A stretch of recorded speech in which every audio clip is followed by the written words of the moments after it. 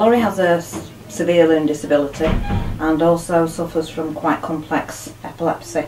She's had epilepsy all her life, and due to the epilepsy, her fine motor skills, her mobility and her understanding is deteriorating over a period of time. She needs to be encouraged to participate in all kinds of interaction. If Laurie was left to her own devices, she would just sleep all day. She's quite comfortable just sitting there with her arms under here, head goes down, legs are crossed. Part of our job with Laurie is to make sure that we enable her to keep as many skills as possible. Laurie will not learn many new skills now, but a lot of the things we have to do with Laurie is to actually maintain the skills that she's got so she doesn't lose them any more than she has. She does have mobility problems. Some days she can be very, very unsteady on her feet, which is why she has a wheelchair. We try not to use it. We get her to walk about as much as possible.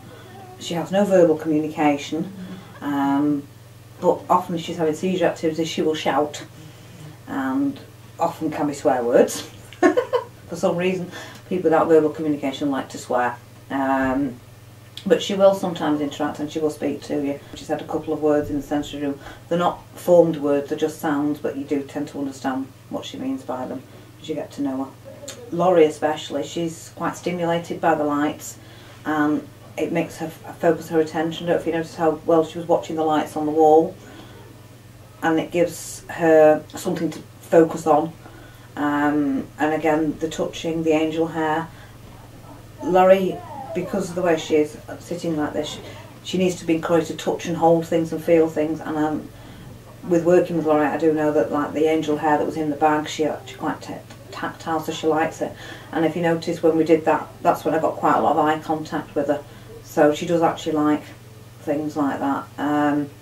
It gets her to participate with some of the other people. As you saw, the lady sitting next to her is one of her best friends, and Laurie responds very well to Lisa, and the sensory room is quite a comfortable place, but it's the stimulus that's in there. It's the sound, the lights, the touch and feel, and it's very important when you haven't got any verbal communication that a sensory perception is really important.